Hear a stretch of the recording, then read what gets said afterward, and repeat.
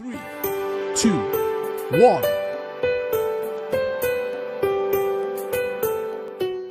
Doubts clear চ্যানেলে সবাইকে স্বাগত জানাই। আজকে তোমাদের সাথে আলোচনা করব ক্লাস অ্যান্ড অবজেক্ট নিয়ে। যে কোনো অবজেক্ট ওরিয়েন্টেড প্রোগ্রামিং এর ক্ষেত্রে ক্লাস অ্যান্ড অবজেক্ট সবথেকে গুরুত্বপূর্ণ বিষয়, কারণ এই কনসেপ্টটা যদি তোমাদের ক্লিয়ার না থাকে তুমি তাহলে নেক্সট লেভেলে এগোতে পারবে না। ক্লাস করতে গিয়ে আমি দেখেছি অনেক স্টুডেন্টেরই এই কনসেপ্টটাই ক্লিয়ার নেই যে ক্লাস অ্যান্ড অবজেক্ট কি।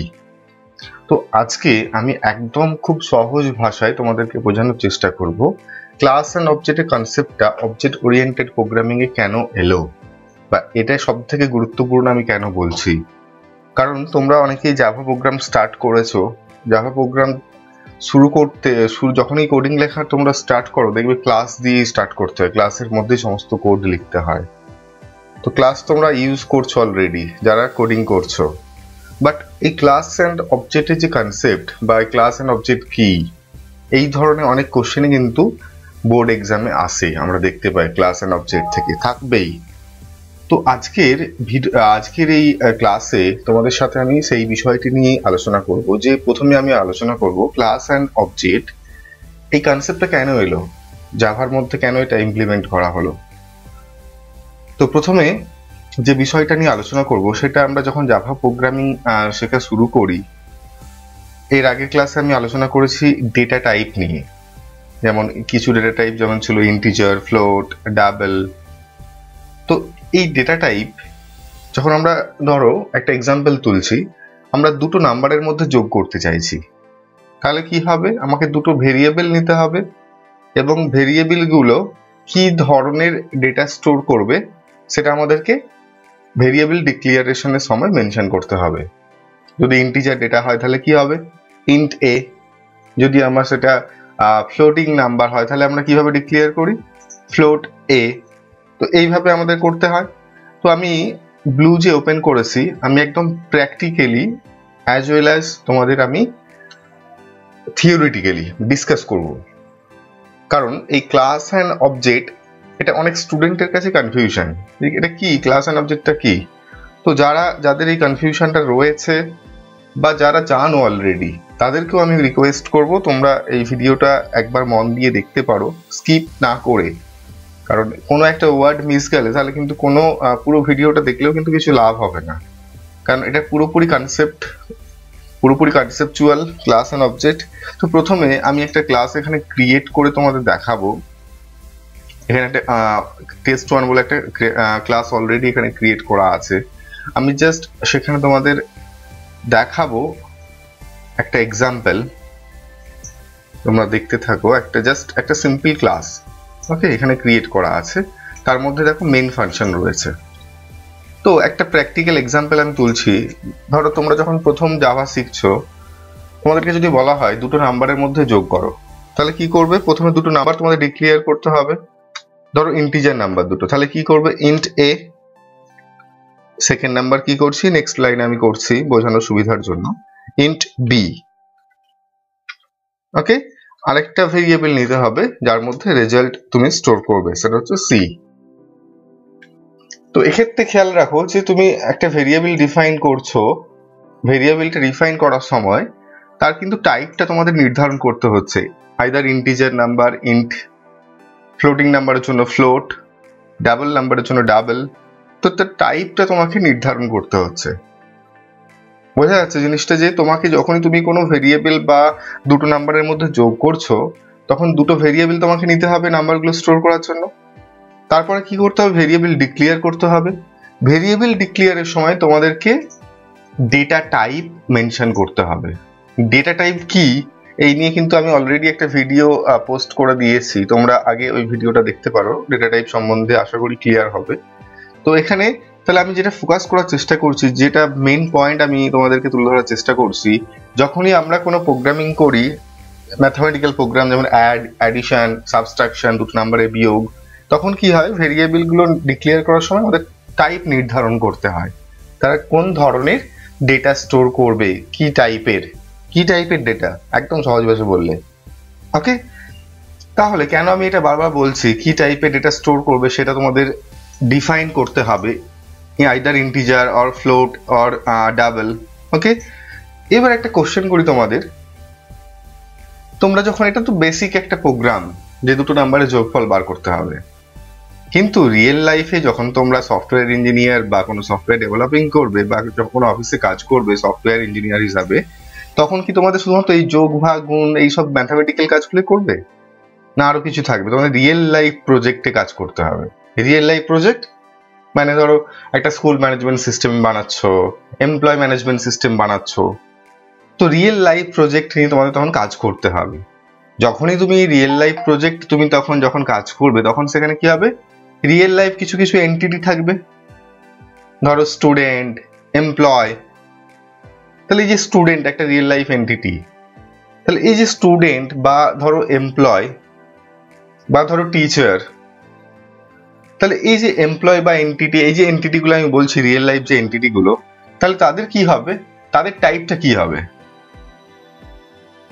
বোঝাতে পারছি যে তাদের টাইপটা তাহলে কি হবে? এখানে তো নাম্বারের ক্ষেত্রে integer, float, double already define করা আছে, তুমি জাস্ট এখানে ডেটা টাইপ মেনশন করে দিচ্ছ, তুমি ইউজ করছো। বাট যখন রিয়েল লাইফ এন্টিটি, যখন রিয়েল লাইফ প্রজেক্টে কাজ করবে, তখন যে এন্টিটি গুলো আসবে সেক্ষেত্রে তুমি কি টাইপ মেনশন, কি টাইপ ইউজ করবে? তো একটা কোশ্চেন আসছে, তাই তো?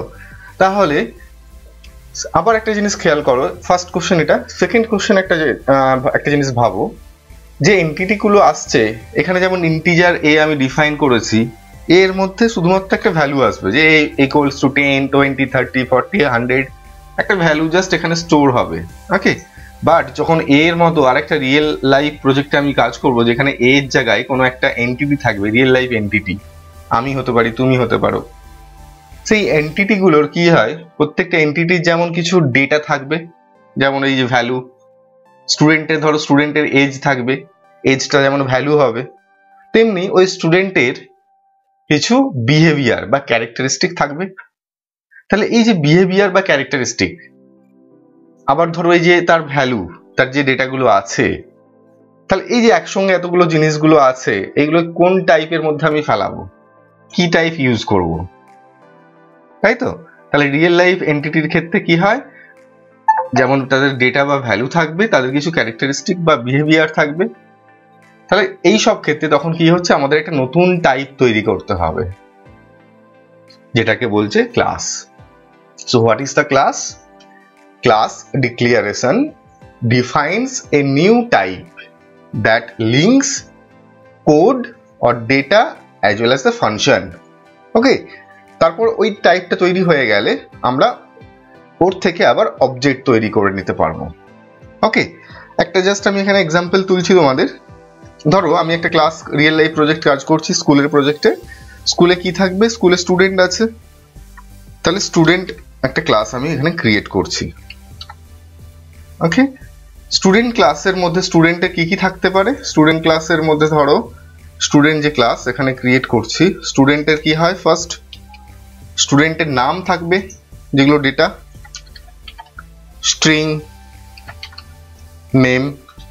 ওকে, তাহলে নেক্সট কি থাকতে পারে, স্টুডেন্টের এজ থাকতে পারে, ধরো ইন্টিজার তুমি ডিফাইন করছো, বা ইন্ট বা ফ্লোটও নিতে পারো, ইন্ট এজ, এই সমস্ত ডেটা থাকবে।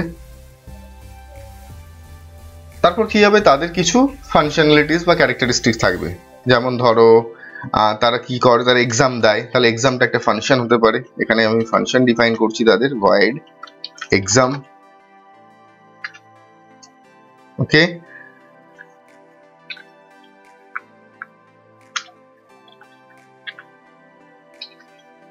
কারণ প্রত্যেকটা স্টুডেন্টকে এক্সাম দিতে হয়। ওকে, এখানে একটা জাস্ট এখানে কোড কিছু করে দিচ্ছি, জাস্ট আমি এখানে এক্সাম বেশি কোড করছি না, জাস্ট এক্সাম্পল দেওয়ার জন্য করছি। সিস্টেম ডট আউট ডট প্রিন্টএলএন দিয়ে তুমি একটা জাস্ট মেসেজ একটা শো করিয়ে দাও, আমি আর কিছু করছি না, জাস্ট বোঝানোর জন্য করছি, ক্লাস অ্যান্ড অবজেক্ট। তাহলে এই যে স্টুডেন্ট একটা ক্লাস আমি এখানে ক্রিয়েট করলাম, নতুন একটা টাইপ এখানে ক্রিয়েট করলাম, এটাকে বলছে নতুন একটা type. Class is the user defined data type, এই জন্য বলা হয়। তাহলে নতুন একটা টাইপ ক্রিয়েট করলাম, এইবার এই ক্লাসটার আমি একটা অবজেক্ট ক্রিয়েট করে নিতে পারবো। যখনই একটা নতুন টাইপ, যেভাবে আমি যেমন ইন্টিজার তৈরি করেছিলাম, খেয়াল করো আমি যখন ডিফাইন করেছিলাম ইন্ট এ, কম্পেয়ার করো এটার সাথে, ইন্ট এ, ইন্টটা হচ্ছে ডেটা টাইপ এটা হচ্ছে ভেরিয়েবল। তো এখানে দেখো স্টুডেন্টটা ঠিক কম্পেয়ার করো, স্টুডেন্টটা এই যে ইন্টিজার যে টাইপ, নতুন টাইপ তৈরি করে নিয়েছি স্টুডেন্ট।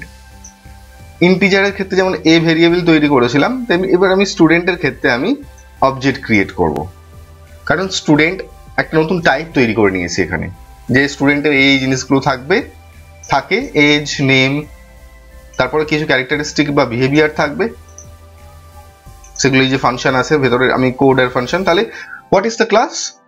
সো ডেফিনেশন কি হবে?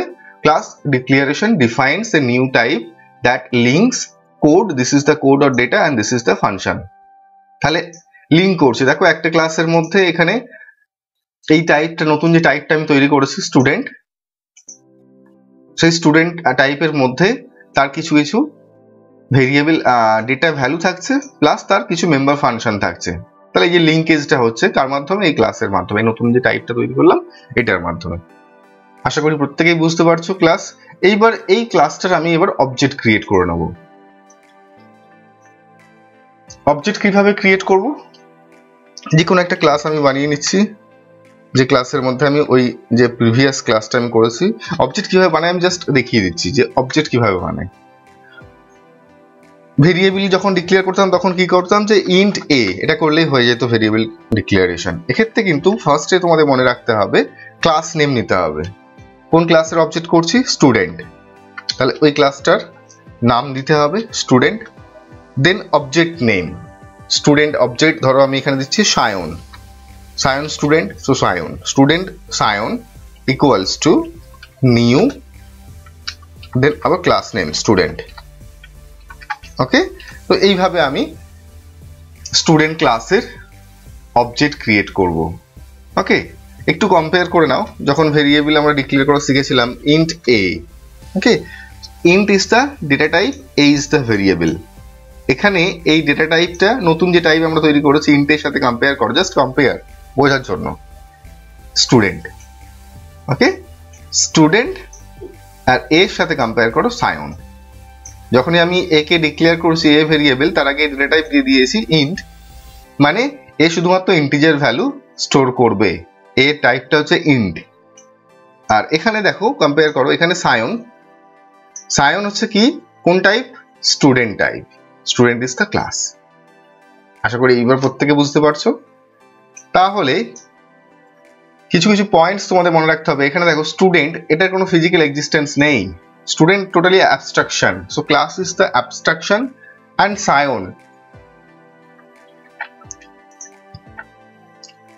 সায়ন, সায়নের কিন্তু ফিজিক্যাল এক্সিস্টেন্স আছে, সে ক্লাস, ওই ক্লাসের স্টুডেন্ট। এবং সায়নের কিছু কিছু ক্যারেক্টারিস্টিক্স, কি ক্যারেক্টারিস্টিক্স থাকবে, যেটা হচ্ছে এখানে স্টুডেন্ট ক্লাসের মধ্যে মেনশন আছে। আশা করি বুঝতে পারছো। তেমনই তুমি যদি ওই ক্লাসের স্টুডেন্ট হয়, তাহলে তুমিও একজন object.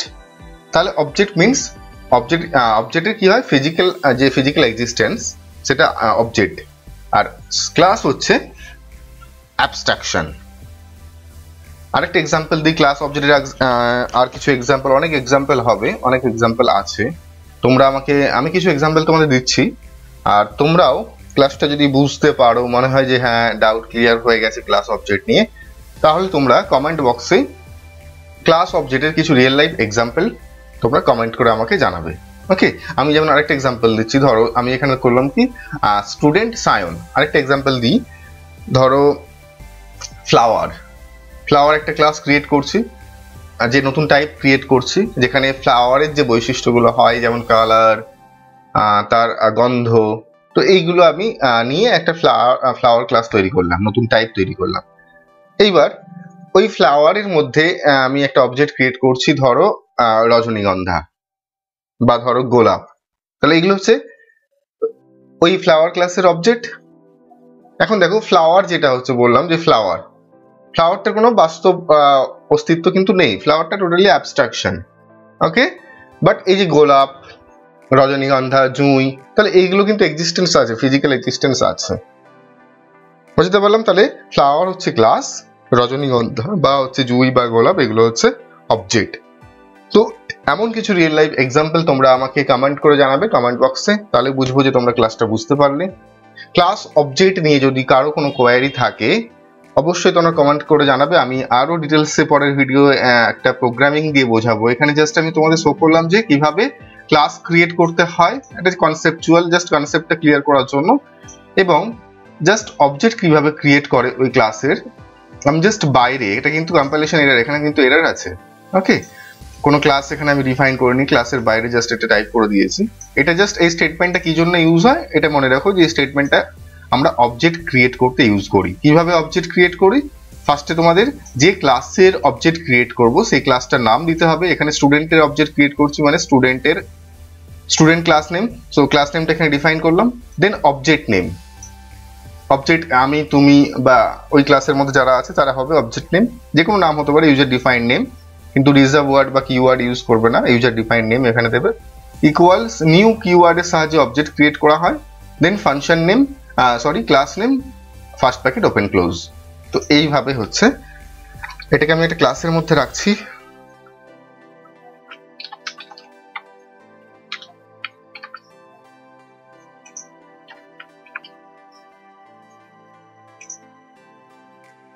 Class compile, no syntax error.